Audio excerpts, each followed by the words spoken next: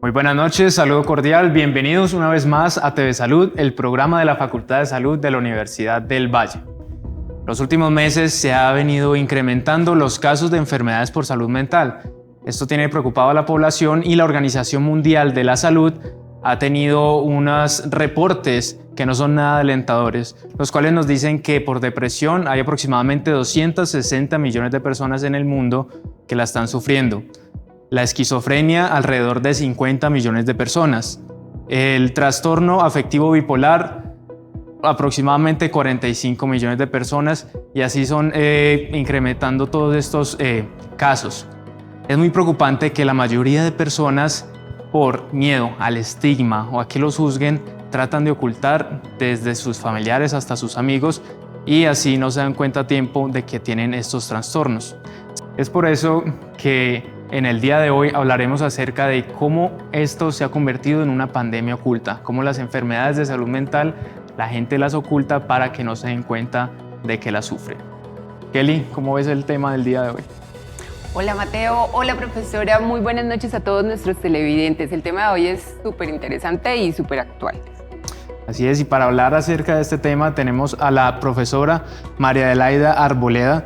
Ella es jefe del Departamento de Psiquiatría de la Escuela de Medicina de la Universidad del Valle.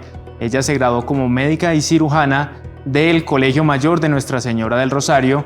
Además tiene una especialización en psiquiatría de la Universidad del Valle y un doctorado en salud mental comunitaria en la Universidad Nacional de Lanús en Argentina.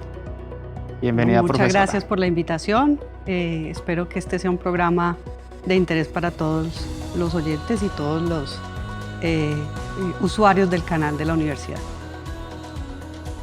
Gracias, profesora. Y para dar inicio a este programa vamos a continuar con nuestro Vox Pop y le preguntamos a unos integrantes de la comunidad universitaria si ellos pueden hablar abiertamente acerca de sus problemas de salud mental.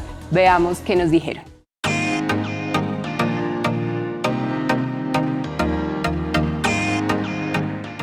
Realmente no, debido a que la sociedad tiene muy estigmatizado el tema de la salud mental y generalmente cuando las personas hablan de salud mental, pues está el tabú detrás de que tienen problemas mentales.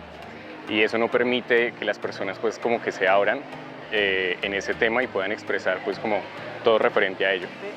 Comparándolo con tiempos pasados es mucho más fácil dialogar acerca de nuestros problemas mentales. Sin embargo, a pesar de que ha sido más fácil, no es tan evidente que estos problemas sean, por así decirlo, algo cotidiano, porque siempre existe, por así decirlo, un estigma.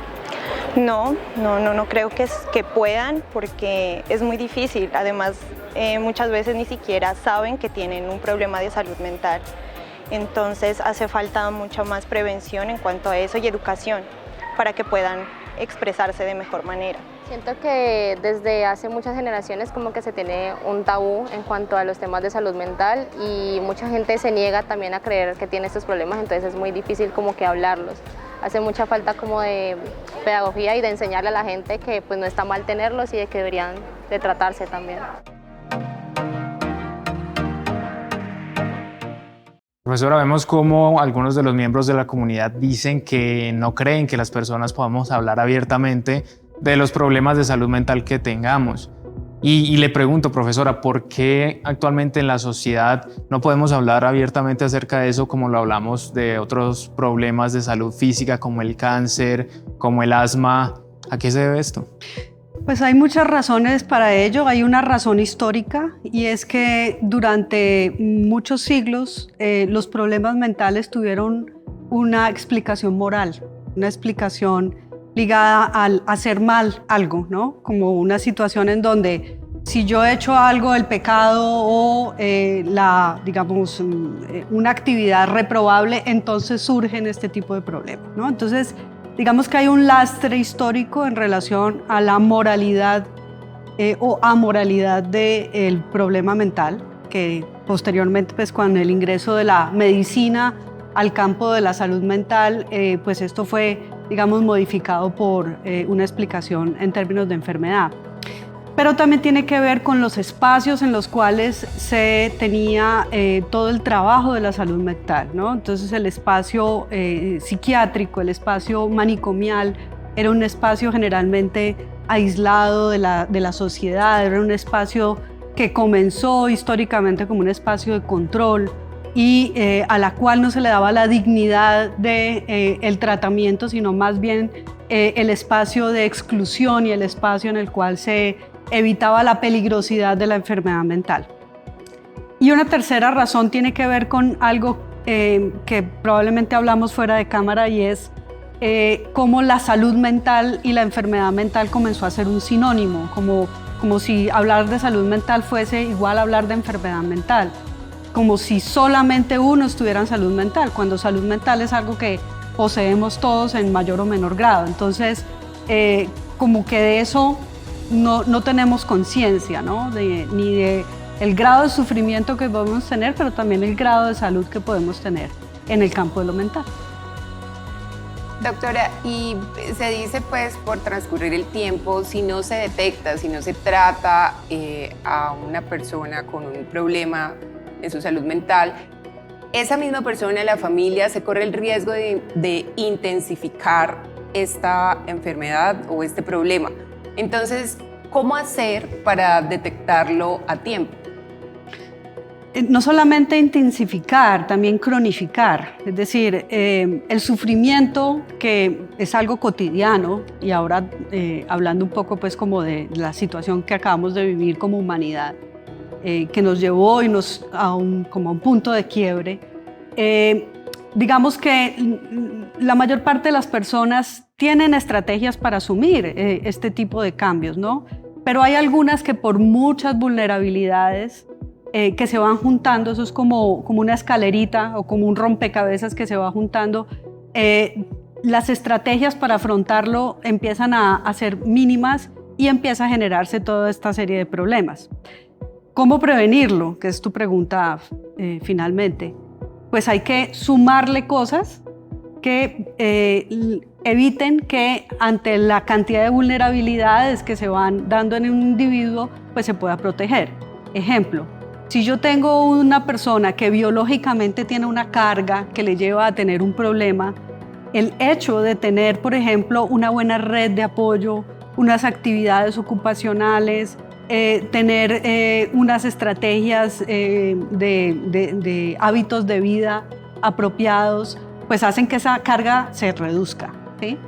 Entonces, digamos que no hay una receta unificada para todas las personas. Lo que uno tendría que mirar es, ¿usted con qué cuenta? ¿Cuáles son sus problemas en general, no solamente en el campo de lo biológico? ¿Y con qué puede empezar a jugar para equilibrar un poco estas situaciones que todos, insisto, todos podemos tener, ¿no?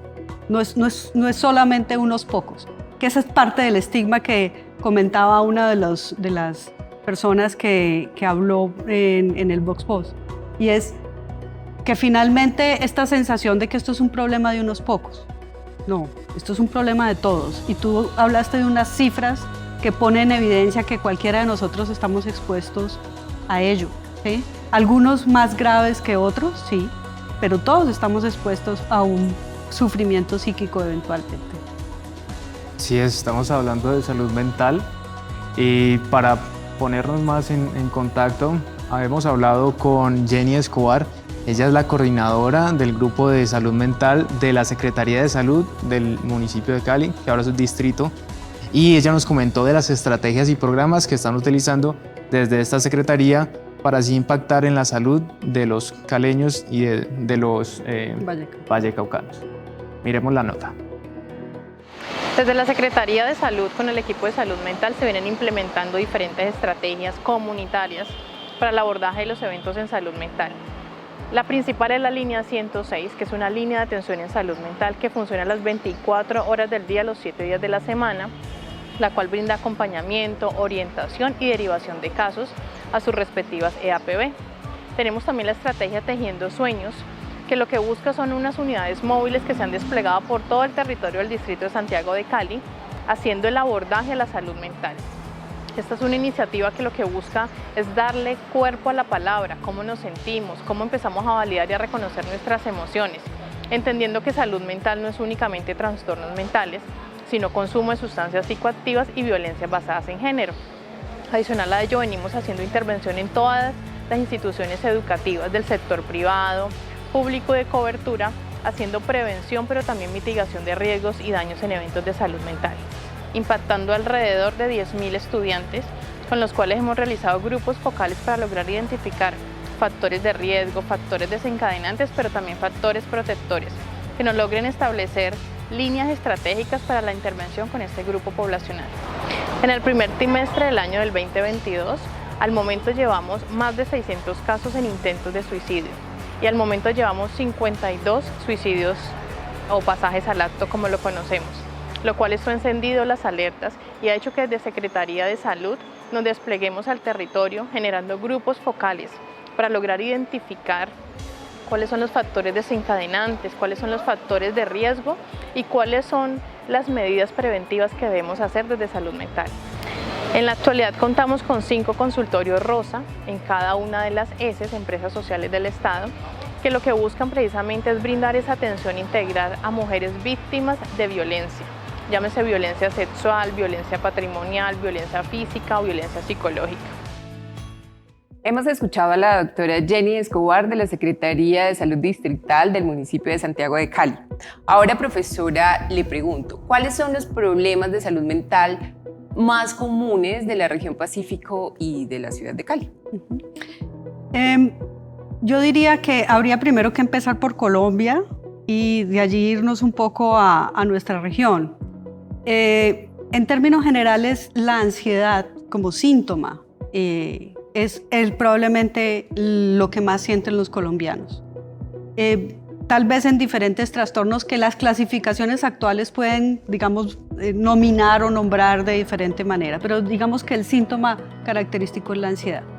Y a eso posteriormente le sumamos algo que tú también nombraste ahora, que fue la depresión. La depresión como síntoma, pero también asociado a diferentes trastornos, ya sea los trastornos depresivos, los trastornos afectivos bipolares.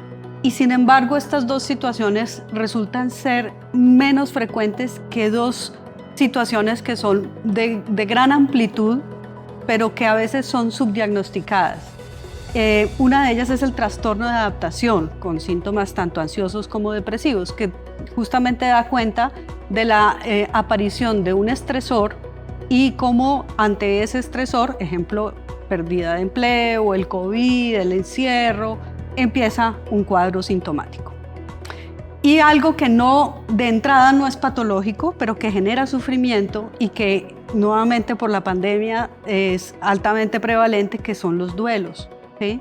Como te digo, de entrada no es una enfermedad y sin embargo es un problema que hace que las personas ante las pérdidas, a las múltiples pérdidas a las que se vio sometido durante la pandemia, pues tengan un dolor psíquico presente. La mayoría de ellos evolucionan de manera que esto pues, termina con una situación, digamos, de nostalgia, pero que no implica un problema mental o una enfermedad. Desafortunadamente para algunos esto puede evolucionar hacia una enfermedad, hacia un problema depresivo, hacia otro tipo de patologías. Y por otro lado, tenemos también dos situaciones que van de la mano con los trastornos mentales. En el caso de la pandemia, digamos que son de gran relevancia, que todos hemos oído pues, en diferentes espacios, como es el de las violencias, ¿no? Como la violencia en el hogar, la violencia intrafamiliar, se convirtió pues, en un problema mucho más visible ahora que estuvimos en este encierro, la violencia de género principalmente, ¿no? Y por último, pues los problemas relacionados al uso nocivo o al uso problemático de sustancias psicoactivas. Cómo esto lleva a que algunas personas, para asumir diferentes problemas de la vida, pues asume también el uso de sustancias y esto pues ya sabemos termina provocando mayores problemas a la larga. Profesora, ¿cómo hacemos para que estos duelos o estas pérdidas, como usted lo decía, de algún ser querido o una ruptura emocional no desencadene en una enfermedad como estas? Hay muchos elementos que uno podría tomar para fortalecer al individuo. Yo lo primero que tendría que decir es que uno no debe partir de que los sujetos están en falta, de que los sujetos son carentes de, ¿sí? Lo primero que tendría que hacer la propia persona, porque es una cosa de corresponsabilidad entre las disciplinas de salud mental y los ciudadanos, es ver sus recursos, ¿no? Ver con qué cuenta, ¿sí?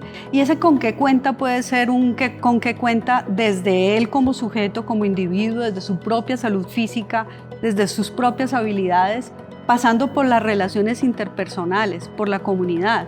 Por ejemplo, una de las cosas que más protege para la patologización del duelo son las redes interpersonales, o sea, las redes familiares, las redes de amigos. Cómo un sujeto en medio de un acompañamiento puede tolerar la pérdida de una manera mucho más fácil que aquel que no tiene con quién compartir su dolor, con quién hablar, con quién expresar todo este malestar psíquico que está teniendo, ¿no?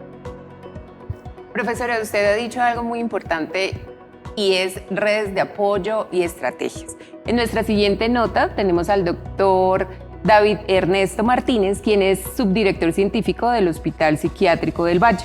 Y él nos habla acerca de esta estrategia de la línea 106 de la Gobernación del Valle del Cauca. Veamos la nota. La línea 106 es un espacio de escucha telefónica que está concebido dentro del Plan de Intervenciones Colectivas en Salud Mental de la Gobernación del Valle del Cauca.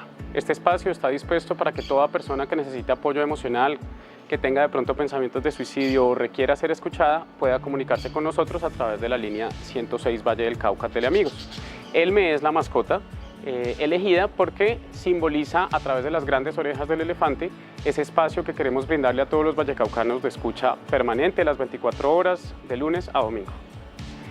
Desde el Hospital Psiquiátrico Universitario del Valle nosotros apoyamos desde el punto de vista técnico la ejecución del Plan de Intervenciones Colectivas en Salud, que comprende, además de la línea 106, la estrategia de familias fuertes, que va dirigida a prevenir el consumo de sustancias psicoactivas en jóvenes, y el apoyo a las direcciones locales de salud. Y acabamos de ver al subgerente científico del Hospital Departamental Psiquiátrico del Valle. Él es David Ernesto Martínez, quien nos comentaba acerca de la estrategia que tiene la Gobernación del Valle con su línea 106. Todos muy pendientes, podemos acceder a este servicio cuando lo necesitemos. Ahora vamos a hablar acerca de lo que desencadenó la pandemia del COVID-19, como hablamos hace unos minutos, y fue el temor de muchas personas de sentirse encerrados, de ver la muerte, de ver la enfermedad. ¿Cómo ha sido el desencadenamiento de todas estas cosas para la población en general y para tratar como de salir adelante? Porque yo sé que a muchas personas sí les afectó demasiado. Profesora, ¿qué nos puede contar acerca de esto? Bueno, lo que hemos vivido ha sido, pues creo que no tenemos en el mundo contemporáneo un referente similar. Una situación en donde prácticamente todos perdimos de alguna manera. Unos en mayor medida, obviamente, pues con pérdida de familiares, a veces una pérdida de varios miembros familiares. La pérdida de empleo, la pérdida de redes, los niños, por ejemplo, en su encierro, la pérdida de relaciones con sus pares, el empleo, ¿no?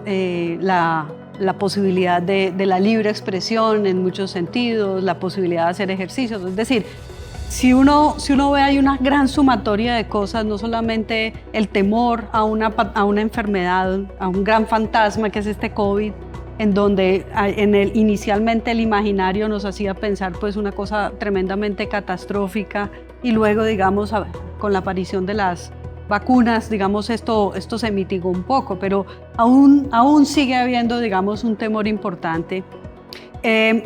Digamos que hubo a lo largo del mundo diferentes estrategias, tanto profesionalizadas como estrategias naturales de las personas, ¿no? Uno, por ejemplo, veía cómo empezaron a utilizarse las tecnologías para acercar a las personas, ¿no? Incluso pues sin que esto obviamente pueda reemplazar en ningún momento el contacto físico, pero cómo se empezaron a trabajar otras redes o otros niveles de relación, cómo se empezaron a ayudar en los espacios, por ejemplo, los vecinos, con música, con otro tipo de estrategias naturales, más todas estas actividades profesionales de psicólogos desde tecnología, pues asistida por la tecnología, las teleconsultas. Digamos que hubo un incremento de estrategias que no se habían pensado o que se tenían limitadas a casos muy específicos. Yo creo que la pandemia también nos enseñó la resiliencia, lo recursivos que podemos llegar a ser frente a circunstancias tan complejas. Ahora, hubo poblaciones que sí la sufrieron de una manera significativa. Las personas con trastornos mentales severos, tú nombraste al principio la esquizofrenia, los trastornos afectivos bipolares, las personas con demencia, por ejemplo, tuvieron unos problemas importantes porque en medio de toda esta crisis se limitaron los espacios de atención para los controles. Muchas de estas personas venían con controles importantes y que evitaban su deterioro, evitaban, pues, digamos, una progresión de la enfermedad y que les permitían ser funcionales. Al limitar estos espacios, pues las personas no tuvieron acceso a medicamentos, a los controles, a los profesionales y a las disciplinas que los podían acompañar, como los terapeutas ocupacionales, bueno, una cantidad de cosas que hizo que muchos de ellos recayeran o empeoraran. Y lo que estamos viendo en la pospandemia es justamente cómo buena parte de estas personas, de estas cifras de las que tú nombras, son todas estas personas que en algún momento podrían haber tenido un pronóstico mejor de sus problemas y tuvieron digamos, una limitación en las ayudas profesionales y en las ayudas sociales comunitarias que podrían haber tenido, ¿no? Eso ha sido un problema post-pandemia. Claro, ahora vemos que ya estamos saliendo de la pandemia y estamos volviendo a las actividades que antes podíamos hacer. Doctora, pregunta, las personas que tienen un trauma psíquico severo, como usted lo mencionó, ¿cómo es el funcionamiento, cómo es su relación con la sociedad que muchas de las personas a veces no entendemos? Pues una de las personas que hablaba al principio de la comunidad hablaba del estigma y del rechazo. Y algo que nosotros es importante que tengamos claro es que no existe un problema, un sufrimiento psíquico que sea suficiente para alejar al sujeto de la comunidad. Todos los seres humanos tendríamos que tener la posibilidad y la oportunidad de vivir y trabajar en comunidad. El aislamiento no es una posibilidad contemporánea. Esto que sucedía antes de ir a meter a una persona a un asilo, de limitarlo o excluirlo de cualquier actividad productiva o cualquier actividad lúdica, pues eso ya está absolutamente rebatido. Con un adecuado acompañamiento comunitario, familiar, profesional, las personas pueden vivir y trabajar en comunidad sin ninguna dificultad. De hecho, en países desarrollados existen unas amplias redes de apoyo laboral, ocupacional, académico a personas con trastorno mental severo. Nosotros en el distrito y en el Valle del Cauca, pues estamos aprendiendo aún de estas experiencias importantes, porque justamente lo que tenemos es que evitar la exclusión, evitar el estigma y, reducir la percepción de que hay unos que sí pueden estar en sociedad y otros que no, ¿no? Al menos no desde el punto de vista de la salud mental. Doctora, ¿y la academia cómo participa para mitigar esta problemática de las enfermedades de salud mental? Pues yo hablaría no solamente en función de mitigar un problema. Nosotros desde la academia, me incluyo, ¿no? Trabajamos en aspectos que tienen que ver con la promoción de la salud. Les pongo el ejemplo de la Universidad del Valle y el gran programa de Universidad Saludable, la política de discapacidad, los espacios lúdicos recreativos que propone la Vicerrectoría de Bienestar, todos los espacios de acompañamiento de la consejería estudiantil, son espacios que no solamente promocionan la salud, sino que previenen los problemas. Algunos estudiantes hablaban de no saber sus problemas o no reconocerlos o no saber a dónde ir.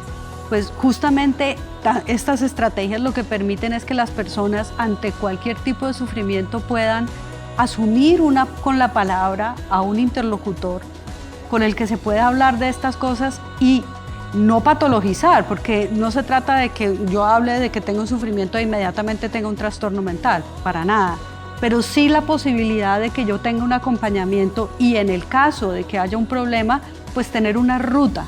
La Universidad del Valle, por ejemplo, tiene unas rutas de atención en salud mental, tanto para comportamientos suicidas como para problemas psicosociales. Entonces, es poder conocer todas las estrategias que tenemos, ¿no?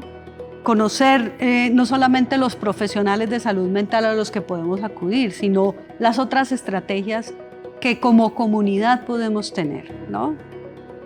Claro, súper importante lo que usted menciona ahora, profesora, en cuanto a cada uno de los integrantes de la comunidad universitaria, conocerlas. Así creamos que en el momento no las necesitemos, pero sí tenerlas muy claras, esas rutas, ¿no? Así es, y precisamente para la próxima nota tenemos a una persona que nos hablará que desde el Hospital Universitario del Valle y desde la Universidad del Valle tenemos todas estas estrategias que nos ayudan a poder seguir adelante para tener una buena salud mental. El Hospital Universitario del Valle es pionero en el trabajo conjunto con la especialidad de psiquiatría. ¿A qué me refiero? Y es que son muy pocos los hospitales generales del nivel de complejidad del hospital universitario que dentro de sí albergan una sala, que en este caso se llama la Unidad de Salud Mental. Y esto se remonta a inicios de la década de los 80, en cuando este tipo de propuestas eran verdaderamente revolucionarias, porque se consideraba que la psiquiatría no tenía cabida en un hospital general.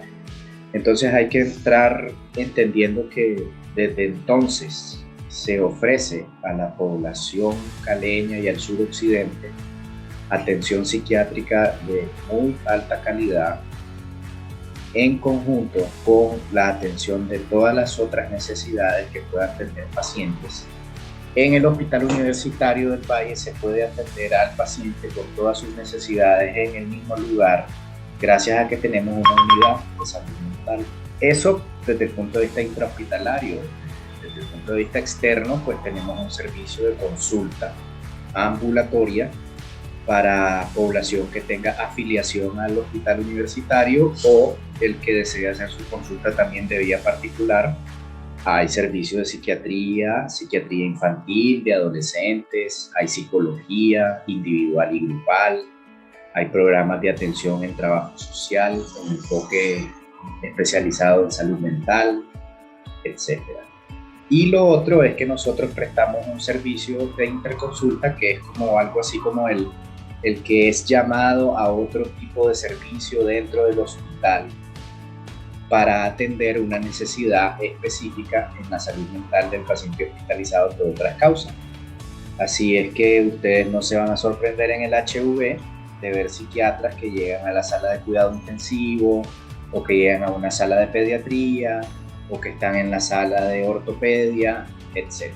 Nosotros como unidad mental no manejamos la estadística de quién pide la atención y quién recibe la atención, porque se ha descentralizado de esa manera. Las necesidades en salud mental son sensibles, son cotidianas. Lo que llega al hospital y lo que nosotros miramos en los servicios de urgencia, porque también atendemos urgencia, es situaciones de alta complejidad que en muchos casos requieren hospitalización. Profesora, para finalizar, ¿qué recomendaciones le da a la población en general para tener una buena salud mental? Yo creo que habría que, en principio, reconocer los recursos propios.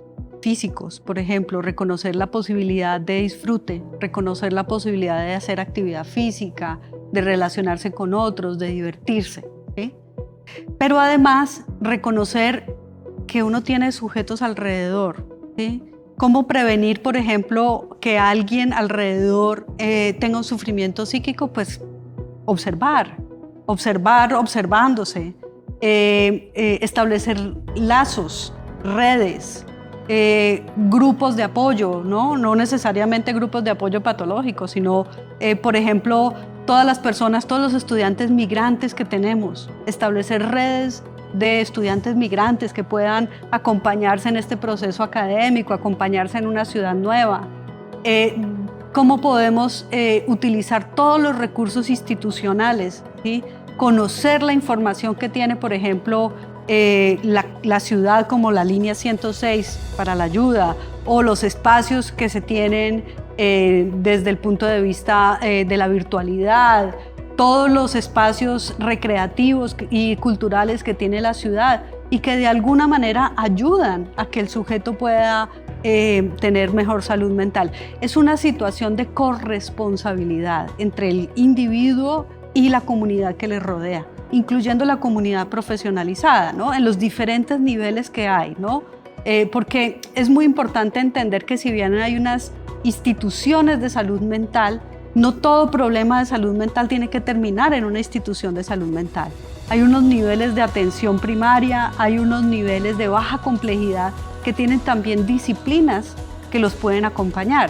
Psicólogos, trabajadores sociales, médicos generales, enfermeros, que pueden acompañar a las personas y que en un momento dado pueden reconocer la necesidad de ir a un nivel de mayor complejidad y en ese sentido, pues obviamente acudir a estos espacios tan importantes como el Hospital Departamental Psiquiátrico Universitario del Valle o el Hospital Universitario Evaristo García. Entonces, digamos que es importante reconocer los recursos con los que se cuenta. Esa sería como la principal estrategia, saber que uno no está solo, que tiene con qué, ¿sí? Tanto a nivel individual como a nivel comunitario. Así es, doctora Arboleda. La gente le da pena admitir que va a un psicólogo o la gente no quiere tener que ir a un psicólogo porque, como lo hemos venido pensando, hablando en el programa, ¿esto quiere decir que estoy loco o qué? ¿Qué le podemos decir a la gente para que vea normal ir a un psicólogo? Que uno no va al psicólogo por un problema, sino también la gente en común va.